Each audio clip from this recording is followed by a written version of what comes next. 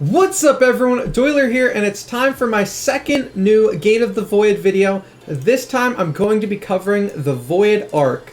Now this is an incredibly in-depth new feature, so definitely reach out to me with any questions or comments you have if I don't cover everything.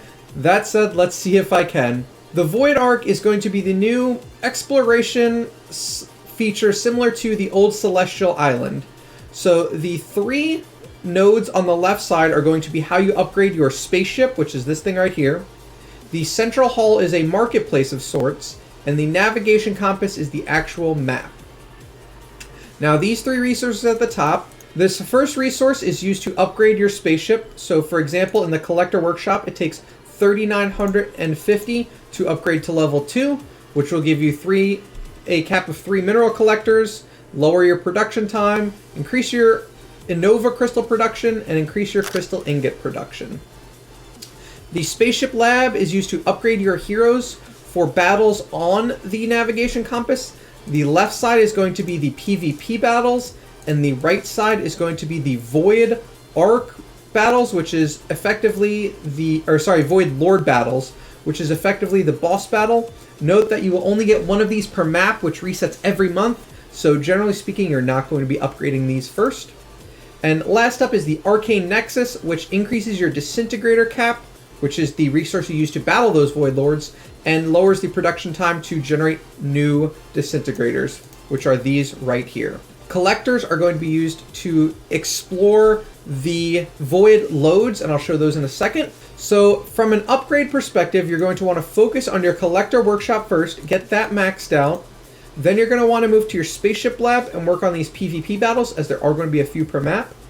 Then you can work on your Void Lord battles, which will come from either the stats or the Arcane Nexus. I'm not sure of the ideal balance yet. I'm guessing stats are going to be more useful than more battles against them, as if you can't beat them quickly, it'll just take more and more attempts. Work on upgrading these top to bottom. Keep it simple, very straightforward.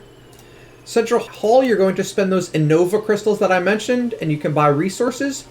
Note that while this shop is going to refresh monthly, your crystals are not going to refresh monthly. I'm going to include a link in the description for really a great guide on maximizing your spending. Effectively, what you should do is wait till spend until you have about 958,000 enova crystals, and then you can buy things in a certain order, which is sort of, it allows you to get more eggs, which is going to be the best material you can buy. But from a general perspective, you're going to want to focus on buying eggs, ideally the best to worst, so somber eggs, then entangled eggs, then chaotic eggs. Then you're going to want to focus on buying stardust, which is used to level up those protoss / star spawn you get. Then stellar shards, which are obviously great. Link up at the top to see my stellar shard guide if you haven't seen it yet. Then your cores of transcendence, which will get you obviously 5-star heroes, stellar shards, spheres, and so on. Then you're looking at your crystals of transcendence and heroic scrolls. The least important resource in this shop is going to be either heroic scrolls, but probably the void knar. All this is used for is to upgrade your Galactic Tree, which I covered in yesterday's video, link up at the top. And all the Galactic Tree does is increase your bonus damage from your monster.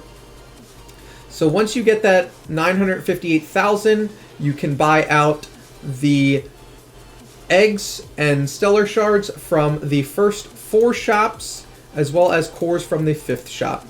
There's also a leaderboard, which is based on the PvP battles. That's this resource right here. I'll show those in a second. You'll get some rewards, which are going to be used to upgrade your star spawn, as well as potentially eggs. Not really worth focusing on the leaderboard for most players, but it is a nice to have. So with all that out of the way, and I covered everything in here, I'm pretty sure, but don't forget to check that out. Let's head on over to the navigation compass.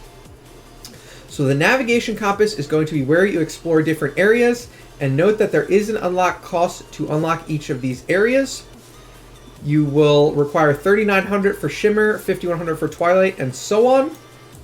And once you 100% each zone, you will get additional exploration points. So note that while you are going to be upgrading the collector workshop and so on, this is the same material. So you're going to want to balance upgrading your workshops as well as unlocking new zones.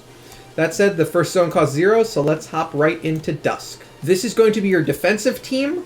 Note that any heroes you set up in your defensive team can still be used on offense when exploring the zone, so you don't have to worry about saving your heroes so that you can use them for both offense and defense. So let's set my lineup, which I still need to tweak for the modern Forces meta, but I'll get to that eventually. So to zoom in and out on the map, you pinch and tap. Note that if you're on BlueStacks, you'll need to hold Control and scroll wheel out. Now this right here is where you have started. These are all of the nodes that you can explore. This right here is going to be one of the PvP nodes, so I'll show that off first. So if we click this, we'll be fighting Asian Romo, and we can get 520 enova crystals, which are used in that shop to purchase things, and 50 exploration points, which are used for that leaderboard. And again, this is an attack, so you don't need to worry about not being able to reuse those heroes. So let's set my very basic lineup for now. We'll bring the Phoenix, we'll skip the battle, and we beat him, so I get those rewards. That doesn't count for exploration or your active heroes, but it is something to note, and you can also get to them from here. So there's 3 PvP battles and 1 boss battle. So let's knock out these other PvP battles real quick, as they don't take up active explorations. And note that you can only have 15 active explorations going on at a time, and 3 unexplored areas at once. That means you want to use your 15 best heroes on the 15 best nodes. A 10-star hero will give you the base rewards, and Void-enabled hero will give you bonus rewards, and all the way down to 6-star heroes will give you negative rewards. So let's look at a node so I can show that off. So we're going to zoom in a little bit, and we're going to start with this node right here. So this was a basic node, and it just gives enova crystals and crystal ingots. This right here is a Void Lode. This is going to be the best node for you to focus on, and it's where you're going to want to put your most Void-enabled heroes. Why? Because it gives a lot of crystal ingots as well as enova crystals.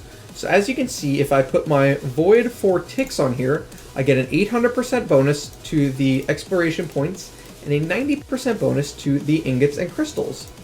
If I put my Void 0 Rogan on here, it's 450-50. And if I put a 6-star Destroyer, it's negative 90, 60, and 60. So Void Lodes are something that everyone should be focusing on, so I'm going to put my V4 ticks here. Note that the Void Lodes also require collectors, and I currently have a cap of 2, and they take 10 hours to refresh. And this map is going to reset daily, so as you can see, this ticks is going to be held up for 19 hours. So every 24 hours, or any point at any day, you will put your 15 heroes out, and they'll sit. It's a pretty idle activity finally, so shoutouts to DH Games for that. This next one is a Transcendence Vault. Now, the Transcendence Vault is going to give you a little bit less crystal ingots, the same amount of exploration points, but crystals of Transcendence and stellar shards. Now, you are going to want to prioritize this at the lowest. There's something in between these two that I'll hopefully get, but this is going to be where you put your less Void-enabled heroes. So, as I do have 15 E5s, I'll just put a Void 0 here and let it go. So we get a few more unexplored, and then I got a Wrecked Ruins. This is going to be in the middle of the first 2 I mentioned, because this one's going to give the same amount of crystal ingots and exploration points, but it's going to give Stardust and those Void Gnar, which are going to be used to level up your protoss, which, if you saw yesterday's video, give huge amounts of stats and buffs. So here I'm going to put my Void 1 Forces, I believe he's Void 1. Nope, Void 1 Drake, as I'm going to save my Void 2 Russell for this Void Lode right here. So we'll put the Void 2 Russ, get some nice bonuses, and keep exploring. So another Wrecked Ruins. So let me get my 15 heroes out. Now note that, and I'll show what happens once I explore 3. So right now every node I've explored is active. If I unlock this one and don't do anything, then I do this a few more times. So now I have 3 nodes that aren't currently being actively explored by a hero. If I try to open up another node, it'll say unlock failed. You have 3 planets to explore. So I have to fill out these, then I can start exploring again.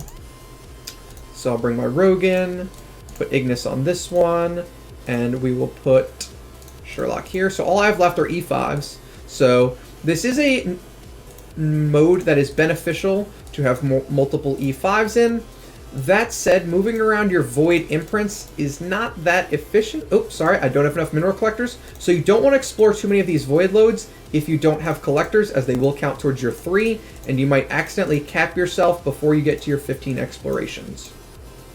And I'll include a chart from Solo Gen and Stone and a few others, but effectively it's not worth moving around your void imprints for this mode, as the income changes aren't that great, and you're going to want to focus on stuff like Realm's Gate and Void Vortex more so anyway. So let's see if I can get to 15, which I should have 15 E5s by now, so that's nice. And it is still worth exploring all 15 even with 6-star, as you'll get the rewards faster. So once you get to 15, you'll have to wait the full day until reset.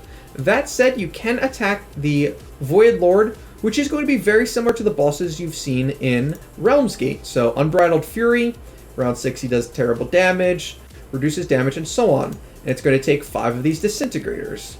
So let's take a look at the difficulty. I'm going to run a setup similar to what I might run in Realm's Gate or Void Vortex. So I'll run double Ignis, carry, Amun-Ra, and we'll bring the Rogue in, plus a Phoenix. So let's see how we do against this Void Lord. I'm not sure how many attacks it'll take, as I haven't tested the difficulty on my main account yet.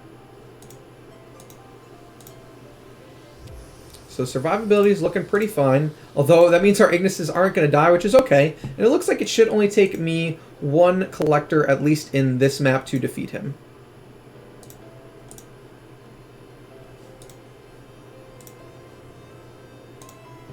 So we're going to beat him, no problem. I'll skip it. So I get 750 crystal ingots, 1,500 exploration points, and 13,000 enova crystals. So I've completed 17% in 1 day. So yeah, on average, it will take you, if you have enough heroes, about 6 days to complete the map, and then you'll be able to return.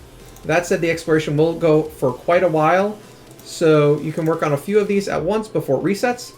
So generally speaking, the crystal ingots are going to be more useful in the early game because you're going to be able to upgrade your collector workshop quicker, which will increase your income of crystal ingots and enova crystals. That said, later on, enova crystals are going to be more valuable because that's how you're going to buy things from the shop. So make sure you focus on crystal ingots early on, but then later on in the game, you're going to want to get as many of these enova crystals as possible to buy things in the central hall. And I'm not going to buy anything because, like I said, it's worth saving and buying out the shop. So for the quick TLDR, use those, upgrade your collector workshop first, then upgrade your PvE path, then upgrade your PvP path, then upgrade your Void Lord, then upgrade your Arcane Nexus, save your enova crystals for the shop until you have just under 1 million of them, and focus on Void Lode, the blue crystals, Void Lodes, then the green eggs, Wrecked Ruins, then the orange chest, Transcendence Vault. So hopefully that covers at least all of your basic questions for the Void Ark. Be sure to hit that subscribe button if you like any of my Gate of the Void content. I'll catch you guys tomorrow. For more of my beginner guides, you can check out this playlist in the top left corner. And if you want to see my video on glorious relics, as well as how you can earn and how you should be spending them, you can check out this video up here. Other than that, don't forget to hit that subscribe button to help grow the channel.